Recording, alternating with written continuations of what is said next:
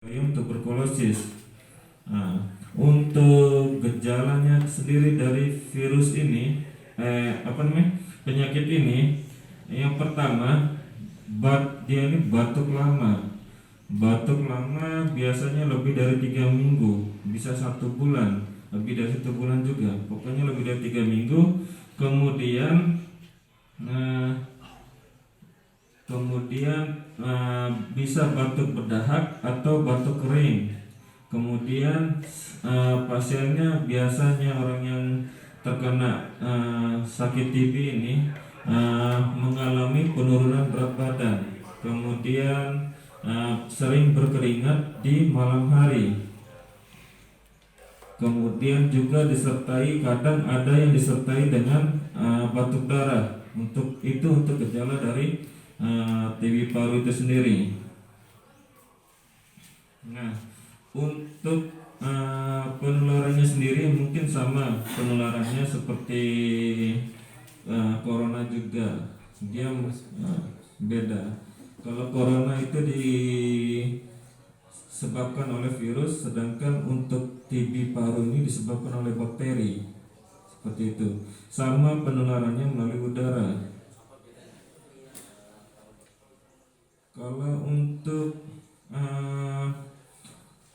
untuk bedanya dia virus atau bakteri, hampir sama, cuma dari gejalanya sudah jelas. Kemudian dari pemeriksaan lab, biasanya untuk yang TB paru ini kita akan melakukan pemeriksaan tahap seperti itu. Maka akan didapatkan bakteri itu sendiri dalam tahap yang diperiksa seperti itu. Dan juga untuk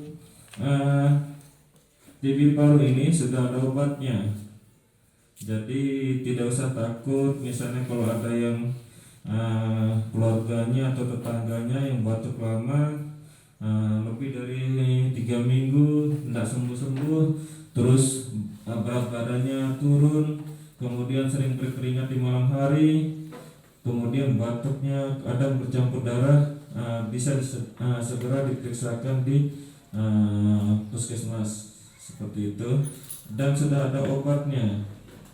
Kemudian untuk yang TB MDR atau TB yang sudah resisten terhadap obat, ini disebabkan karena misalnya ada pasien sudah jadi periksa labnya, kemudian sudah didiagnosis dengan TB paru, kemudian sudah menjalani perawatan atau pengobatan, tapi tidak sampai tuntas. Misalnya cuma sampai 2 bulan atau 3 bulan dia minum obatnya, kemudian putus obat, sehingga menyebabkan kuman ini resisten atau kebal terhadap obat dari TB itu sendiri. Makanya disebut dengan TB MDR. Tapi untuk yang TB MDR ini juga sudah ada obatnya. Jadi kalau ada yang sakit batuk lama seperti ini, segera diperiksakan aja. Atau yang sudah pernah berobat tapi putus obat, bisa diperiksakan kembali seperti itu. Mungkin itu aja untuk TB paru ini, karena hampir mirip sih sakitnya, cuma bedanya yang satu disebabkan sama virus, yang satu disebabkan sama bakteri. Kombi untuk paru ada yang bertanya juga nih, silakan. Untuk TB paru itu makanya ada Pak, itu sudah waktu kita masih kecil kan ada yang posyandu tuh, sudah ada vaksinnya seperti itu. Sudah divaksin dari kecil sebenarnya, cuma kan sama seperti Mata bilang tadi, walaupun sudah divaksin pasti bisa terkena kembali. Ya. Mohon izin masalah TB paru ini Pak Dokter, mohon izin untuk bertanya. Selain daripada pola hidup sehat, hal apa lagi yang bisa mempengaruhi timbulnya gejala TB paru ini? Mohon dijelaskan selain daripada pola hidup mungkin yang tidak sehat sehingga menyebabkan kita rentan masuk penyakit TB misalkan, begitu. Lantas pertanyaan saya, apakah ada penyebab lain? Misalnya penyakit bawaan turunan mungkin misalkan, apakah itu bisa muncul seperti itu? Terima kasih. Untuk TB paru ini sendiri bukan penyakit turunan. Dia disebabkan oleh bakteri. Jadi seperti itu. Dan juga bukan guna-guna atau disantet orang seperti itu. Tidak seperti itu. Dia ada bakterinya sendiri. Kemudian untuk penyebab yang lain seperti pola hidup yang tidak sehat itu, kadang-kadang biasanya yang terjadi di masyarakat kita ini bersin sembarangan, bersin tidak menutup mulut seperti itu.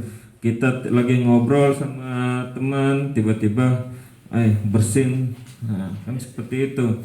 Kemudian sering meludah sembarang, buang dahak sembarang, seperti itu. Kemudian yang biasanya yang paling rentan juga untuk yang TB paru ini yang bapak-bapak yang biasa merokok ini. Iya, seperti itu. Iya.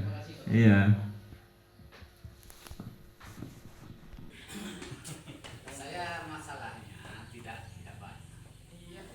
Kalaupun saya berbicara masalah gerakan ya petani, ada yang suka kerja, ada pegawai yang suka tidur gitu. Biasanya petani di banyak sekali makannya. Kalau tidak makanannya lemah dia bekerja, jadi malas. Ketika dia tidak makan yang banyak, aktivitasnya rutin, efisiensinya itu kejar waktu, maka tumbuhlah semangat yang lemah. Keadaan lemah inilah yang membuat pribadinya, antibodinya mungkin lemah. Sehingga muncullah suatu gejala yang disebut dengan gejala selang-seling lah. Mudah-mudahan tidak kena serangan peredaran darah mungkin, atau mungkin karena sesuatu hal yang karena aktivitasnya dipengaruhi oleh zat luar, zat yang membunuh antibodi itu sendiri, atau hal-hal lain yang memang kurang paham dari pribadinya, bagaimana cara memanfaatkan kesehatan dengan tenaga yang kuat, dan bagaimana memanfaatkan kesehatan itu dengan alam yang bisa membantu otak misalnya. Ini maksud saya lebih lama berbicara ini karena makanan ini semua tubuh yang bisa menerima makanan seperti apa saja tetap menimbulkan sebuah model bakteri atau model virus. Jadi ada sudut pandang di mana letaknya bakteri ini bisa bermodifikasi. Di mana letaknya, misalnya sudut gamma, sudut delta, sudut beta, sudut alfanya, itu letaknya semua virus dan bakteri itu. Ada dikatakan dipercepat oleh letak itu karena proses peredaran darahnya yang kuat atau yang lemah. Ini yang saya maksudkan. Karena bahan makanan yang masuk di dalam tubuh kita ini tidak mampu membuat antibodi. Jadi kalau istilah kampinya tahu saja kampi itu tidak pikir makanan apa yang kita makan. Itu yang saya maksudkan. Apa ini sudah ada penyuluhan dari kesehatan bahwa makanan ini perlu dijaga. Kandungan misalnya atau semua alam yang bisa bermanfaat untuk kesehatan. Airnya mungkin, udaranya mungkin, gitu. Saya bisa nasihat, kita nasihat kepada dokter Alah. Sejauh ini saya belum ditemukan dokter yang bisa menyembuh ya, mensosialisasikan hal-hal semacam ini. Ketika saya membaca situasinya, orang TBC misalnya, tuberkulus, jaringannya itu tertutup sama sekali, darahnya tidak bisa berubah. Bagaimana lah Kurang makanan, beraktivitas. sikap dan perbuatan si seseorang sehingga penyakit tuberkulosis itu bisa masuk dalam diri pasien itu sendiri. Itu yang dimaksud itu. Apa yang perlu kita jaga sehingga penyakit tuberkulosis itu tidak gampang masuk ke tubuh pasien itu. Intinya yang dimaksud. Iya, yang mesti kita jaga itu untuk supaya tidak masuk dari kuman TBC itu sendiri, sistem imun kita, sistem kekebalan tubuh kita dengan cara seperti makan makanan yang sehat dan bergizi, kemudian berolahraga teratur, gerakan teratur, jaga kebersihan seperti itu. Tidak bersin menutup mulut atau batuk menutup mulut, tidak buang mudah sembarangan, seperti itu. Yang terutama makanan yang bergizi, Makanan yang bergizi. jaga kesehatan. Usia senja sekali jangan terlalu banyak merokok. Kalau dure ti pernah suku jaga. Bahwa berbagai aspek sudah dipikirkan oleh pemerintah tentang penyebaran atau peningkatan kasus COVID-19 ini. Salah satu teori untuk membatasi penyebaran ini adalah dengan membatasi kegiatan yang berkerumun. Ada sih contoh hari ini.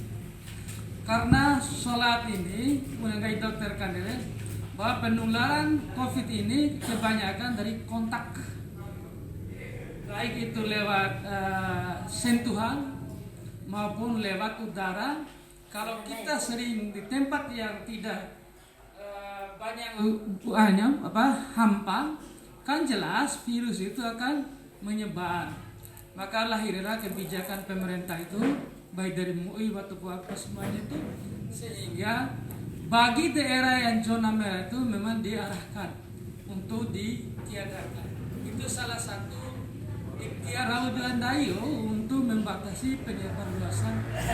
Tapi tidak semuanya akan demikian atau permanen. Apabila virus atau kontaminasi virus ini sudah menurun, nah jelas kita kembali pada sausufu fakum fa inna tasbihata subuh. Jadi rapatkan sholat, ya itu nanti akan. Tapi untuk sementara sekarang karena keadaannya sangat-sangat mendesak sehingga pemerintah mengambil kebijakan. Sudah dianalisa sedemikian rupa Pak Saludin.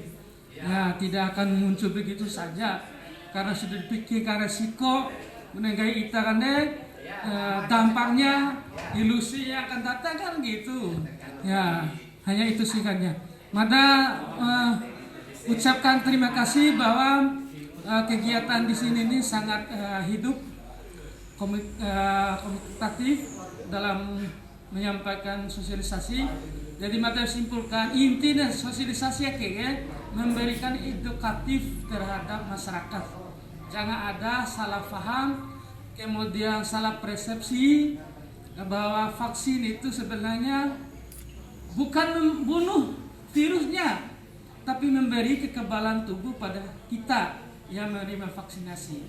Udah damet ko irawete pa ni ora laksanakan kono maisi virus tapi dai sudah kebal menghadapi imun, menghadapi virus yang masuk ini. Cuma inti mada kegiatan daya ke talaure rosre ajan neva pakai masker.